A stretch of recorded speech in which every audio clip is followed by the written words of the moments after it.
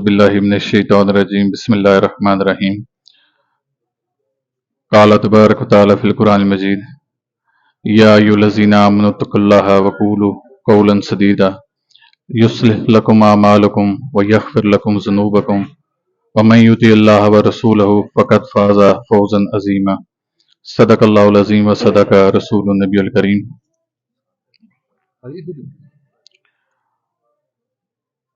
یہ جو آیہ مبارکہ آپ لوگوں کے سامنے پیش کی، اللہ تعالیٰ اس میں ارشاد فرماتے ہیں کہ اے ایمان والو اللہ سے ڈرو اور سیدھی سیدھی بات کیا کرو۔ اگر ایسا کرو گے تو اللہ تعالیٰ فرماتے ہیں کہ یصلح لکم اعمالکم، تو اللہ کیا کرے گا؟ آپ کے اعمال کو ٹھیک کر دے گا۔ ویغفر لکم ذنوبکم، اور تمہارے گناہوں کو بخش دے گا۔ ومن یطع اللہ ورسولہ، کہ جس نے اللہ اور اس کے رسول کی اطاعت کی، فقد فاز، اس کے لیے بھلائی ہے، فوزا عظیما، بہت بڑی بھلائی ہے۔ تو اللہ تعالیٰ نے اپنی مخلوق کو یہ جب ہدایت نامہ قرآن کریم کی صورت میں دیا تو ساتھ ہی اللہ تعالیٰ نے یہ توقع بھی مان لی کہ اب جو میرا بندہ ہوگا، جو مومن ہوگا، جو میرے بتائے ہوئے رستے پر چلے گا، وہ سیدھی سیدھی بات بھی کرے گا۔ ایسا نہیں ہوگا کسی بات کو وہ ڈھکے چھپے الفاظ میں کرے اور حقائق کو چھپانے کی کوشش کرے۔ تو جب تک وہ حقائق کو چھپاتا رہے گا وہ اللہ کے ہاں اس مقبول نہیں ہوگا، نہ اس کے اعمال کو ٹھیک کیا جائے گا اور نہ اس کے گناہوں کو بخشا جائے گا۔ ابھی جو اللہ تعالیٰ نے فرمایا کہ جس نے میری اطاعت کی اور میرے رسول کی اطاعت کی اس کے لیے بہت بڑی بھلائی ہے۔ تو جیسا کہ میں نے اوائل میں اس رمضان ایمان کے اس چیز کو بتایا تھا کہ جو بھلائی ہے وہ ہم نے قرآن سے لینی ہے، کہ قرآن ہمیں کیسی بھلائی کا حکم دیتا ہے۔ اسی قرآن میں ہمارے لیے تمام عبادات کو بھی لکھ چھوڑا گیا، اور اللہ تعالیٰ نے یہ بھی فرما دیا کہ میں نے جتنے بھی اصول دین تھے، محکمات تھے، اور یہ الفاظ استعمال کی کہ ہن الکتاب، کہ وہ دین کا محور ہیں، کتاب کا ماخذ ہیں، میں نے اس کو اس کتاب میں لکھ چھوڑا اور ان کے معنی اور مطالب کو بھی بڑے واضح طور سے بیان کر دیا۔ ٹھیک ہوگی بات؟ تو اس کا مطلب یہ ہوا کہ جتنی عبادات ہیں وہ اللہ تعالیٰ نے اس قرآن کریم میں بڑے واضح طور پہ ان کا عندیہ دے دیا اور بڑے واضح طور پہ کھول کر ان کو بیان کر دیا۔ اس میں آپ کے لیے نماز کو اللہ تعالیٰ نے سامنے کر دیا، روزہ آپ پہ فرض کر دیا، زکوٰۃ کا جو صاحب نصاب ہے اس کے لیے حکم دے دیا، اور ساتھ ہی ساتھ اللہ نے کہا کہ آپ نے میرے گھر کا حج بھی کرنا ہے، اس صورت میں کہ اگر آپ استطاعت رکھتے ہیں، آپ کے پاس پیسے موجود ہیں، صاحب نصاب ہیں، تو آپ میرے گھر کا حج بھی کریں گے۔ تو یہ تمام عبادات جو فرائض کے زمرے میں آتی ہیں، فرض عبادات ہیں، یہ اللہ تعالیٰ نے قرآن کریم کا حصہ بنا دی۔ یہ اتنی لمبی تمہید باندھنے کا مقصد یہ تھا کہ جیسا کہ ہم ہر روز ایک نیا ٹاپک لے کے آتے ہیں اور کوشش کرتے ہیں کہ ہمیں جو اللہ تعالیٰ نے قرآن کریم سے عطا کیا وہ آپ تک بھی پہنچائیں، آپ کی بھی اصلاح کا عمل کیا جا سکے۔ اور یہ اصلاح کا عمل کرنے کا مقصد یہ نہیں ہوتا کہ آپ ہمارے دسترخوان پر بیٹھے ہیں تو آپ نے ہمیں فالو کرنا ہی کرنا ہے۔ آپ کو اللہ نے عقل و شعور دیا ہے، آپ کے سامنے قرآن کریم موجود ہے، اس کے ترجمے موجود ہیں۔ اگر آپ کو کہیں بھی شائبہ ہوگا تو آپ ہماری بات کو فالو نہیں کریں گے، لیکن اگر آپ دیکھیں گے کہ یہ شخص تو قرآن سے اٹھا کے بیان کر رہا ہے تو پھر یہ فیصلہ آپ پر ہوگا کہ آپ اس کو فالو کرتے ہیں یا اس کو لے کر نہیں چلتے۔ تو اتنی لمبی تمہید باندھنے کا مقصد یہ تھا کہ یہ چند فرض عبادات میں نے آپ لوگوں کے سامنے پیش کر دی۔ میرے سے سوال کیا گیا کہ آپ نے روزے کے ٹوٹنے کا، چھوٹنے کا، اس کی سزا اور جزا کا تو بتا دیا، لیکن تراویح کے بارے میں ابھی تک آپ کے کسی رمضان کی اس ٹرانسمیشن میں کوئی ایسا بیان نہیں کیا گیا۔ تو غالباً پچھلے سال آپ نے میرے سے تراویح کے بارے میں سوال کیا تھا کہ 8 ہونی چاہیے یا 20 ہونی چاہیے۔ تو مجھے یاد پڑتا ہے میں نے آپ کو جو جواب دیا تھا وہ یہ تھا کہ سب سے پہلی چیز آپ کو یہ دیکھنی پڑے گی کہ تراویح کا ہمارے اس روزے کے ساتھ تعلق کیا بنتا ہے۔ ہمیں یہ آیہ مبارکہ پڑھنے کا مقصد تھا کہ وَمَن یُطِعِ اللَّهَ وَرَسُولَهُ، کہ ہم نے اللہ اور اس کے رسول کی اطاعت کرنی ہے۔ تو جن چیزوں کا حکم اللہ اور اس کے رسول نے دیا ہے ہم نے وہ بجا لانے ہیں۔ جن کا حکم اللہ کے رسول نے یا اللہ نے نہیں دیا، ہم نے ان کی طرف نہیں جانا ہے، ایسی بات ہوگی؟ تو اللہ اور اس کے رسول کی اطاعت کا کیا مقصد ہے کہ حضور علیہ السلام جو عمل کیا ہم نے اس کی اطاعت کرنی ہے۔ تو آپ مختلف مکاتب فکر کے علماء حضرات کو ایک جگہ بٹھا کر دیکھ لیں، ان سے سوال پوچھ کر دیکھ لیں کہ کیا تراویح حضور علیہ السلام کی سنت ہے، تو پھر وہ آپ کو جواب دیں گے کہ یہ حضور علیہ السلام کی سنت نہیں ہے۔ تراویح دراصل قیام اللیل سے لیا گیا، اور قیام اللیل انفرادی عبادت ہے، وہ فرض عبادت نہیں ہے، اور نہ ہی وہ جماعت کے ساتھ ہوتی ہے۔ تو جو نفلی عبادت ہوتی ہے وہ کبھی جماعت کے ساتھ نہیں ہو سکتی۔ سب سے پہلی چیز تو یہ آپ اپنے ذہن کلیئر کر لیں، اور یہ بے شک آپ مختلف مکاتب فکر کے بڑے جید علماء کو اکٹھا کریں اور حلف لیں قرآن کے اوپر کہ کیا ایسی بات ہے، تو آپ کو بتائیں گے ایسا ہی ہوتا ہے۔ پھر آپ ان سے یہ پوچھیے گا کیا حضور علیہ السلام نے اس کو جب جاری کیا، اگر انہوں نے دیکھا ان کو، تو کیا اس کو حضور علیہ السلام نے کنٹینیو کیا، یعنی اس کو جاری رکھا، یا اس کو ترک کر دیا؟ تو حضور علیہ السلام کی اطاعت کا جو کلیہ ہے نا، وہ میں آپ کے سامنے بیان کرتا چلوں۔ وہ اطاعت کا کلیہ یہ ہے، فارمولا یہ ہے، وہ قانون یہ ہے کہ جو کام حضور نے کیا آپ وہ کریں، اور جو کام حضور نے ترک کیا آپ اس کو ترک کر دیں۔ یہی کلیہ قانون بنتا ہے۔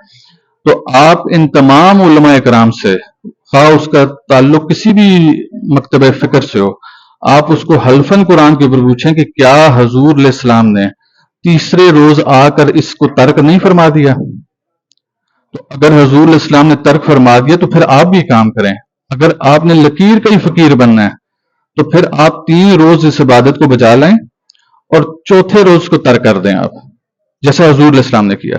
اور یہ میں واقعہ بھی آپ کے گوش گزار کرتا ہوں کہ جب اصحابہ کرام مسجد نبوی شریف، جو ایک حجرہ تھا اس ٹائم، وہاں پر گئے تو حضور علیہ السلام کے ساتھ ہی جو آپ کا دولت خانہ تھا جہاں پر آپ آرام فرماتے تھے، آپ وہاں پر موجود تھے۔ تو صحابہ کرام نے دیکھا حضور علیہ السلام ابھی تک اس رات کے پہر باہر نہیں نکلے، تو صحابہ کرام نے اونچی آواز میں کھنگارنا شروع کر دیا۔ کھنگارنا آپ سمجھتے ہیں؟ یہ گلے کو صاف کرنا۔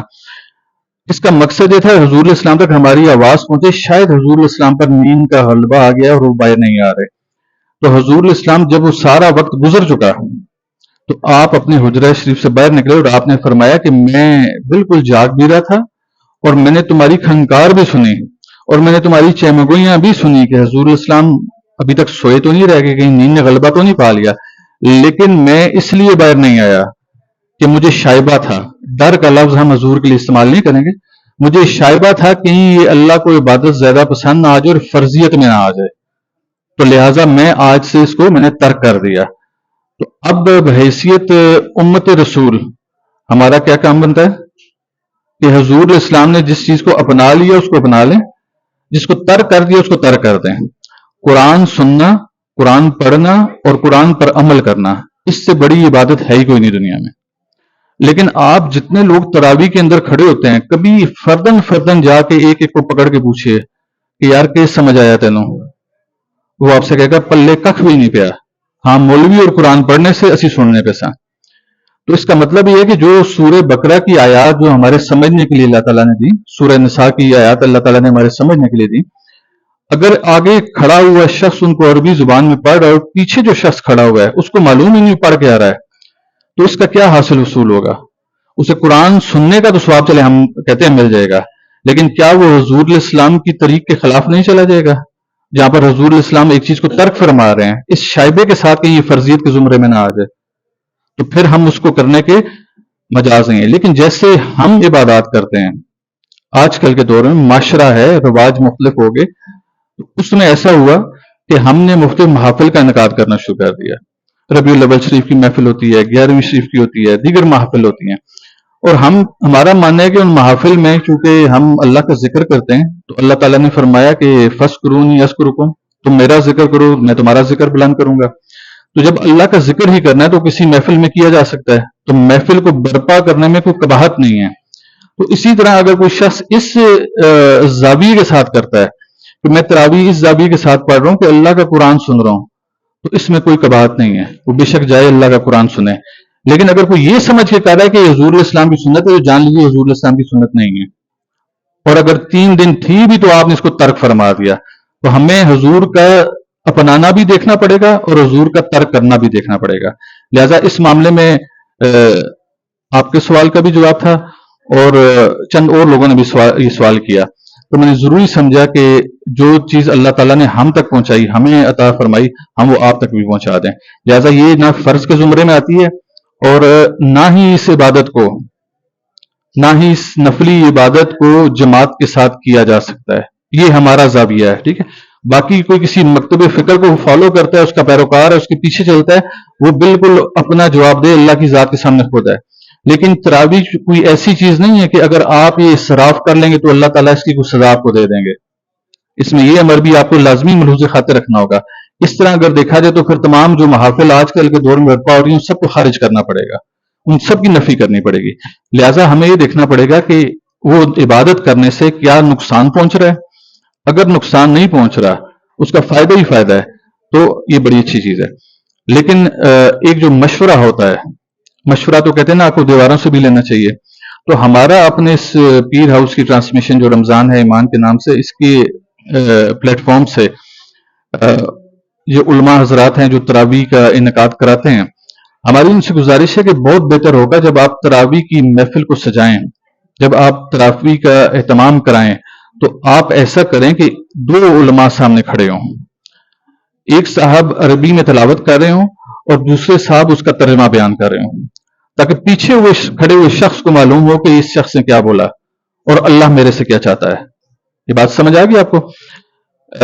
میں نے یہ ضروری اس لیے سمجھا کہ یہ میری ذاتی زندگی کا واقعہ ہے کہ ایک حافظ صاحب کو وہ تراویح پڑھا کر نکلے، تو میں نے ان سے پوچھا کہ آپ کتنی بار تراویح پڑھا چکے ہیں؟ انہوں نے کہا پیر صاحب الحمدللہ 7ویں بار ہے کہ میں مصلی سنانا پہ ہیں۔ تو عموماً جو تراویح پڑھاتے ہیں وہ اس کو کہتے ہیں ہم مصلی سنا رہے ہیں۔ تو انہوں نے کہا 7ویں بار مصلی سنانا پہ ہیں۔ میں نے کہا کہ اج کیڑا سپارہ پڑھیا ہے؟ تو انہوں نے کہا کہ اج دوسرا سپارہ ختم کیتا ہے۔ میں کہا دوسرے سپارے چ اللہ تعالیٰ کے فرمانے ہیں؟ تو وہ کہتے ہیں کہ احتمال نہیں پتا۔ میں کہا اگر تمہوں اے نہیں پتا کہ اللہ تعالیٰ کے فرما رہے ہیں، تو پچھلے نو کیوں دس رہے ہو؟ تساں 1 گھنٹے تک پچھلے نو کیوں قید کیتا ہوا ہے؟ اگر تہاڈی اپنی ذات ہے نہیں جانی کہ اللہ تعالیٰ تہاڈے تو کیا چاہنا پہ، تو یہ ہمارا ایک مشورہ ہوگا، اور ہم اس کو گورنمنٹ لیول پہ کہیں گے کہ جو مقتدر ادارے ہیں جیسے اوقاف کا محکمہ، ان کے زیر سایہ بیشتر مساجد آتی ہیں، خانقاہیں بھی ان کے زیر سایہ ہیں، اور خانقاہوں کی مساجد بھی ان کے زیر سایہ ہیں، اور وہاں پر تراویح کا اجتماع بھی ہوتا ہے۔ تو اگر تراویح کو کرانا مقصود ہے ہی ہے، وہ کرنا ہی کرنا ہے، ہم نے حضور علیہ السلام کی سنت کو معاذ اللہ فی الحال ایک سائڈ پہ رکھ دینا ہے، ہم نے اپنے تئیں چلنا ہی چلنا ہے، تو پھر ہم ضرور چلیں، لیکن ترجمے کے ساتھ چلیں، بامقصد ہو کے چلیں۔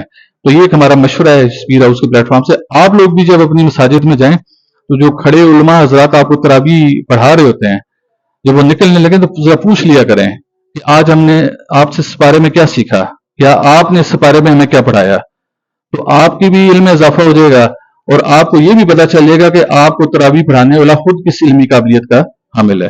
وما علینا الا البلاغ المبین۔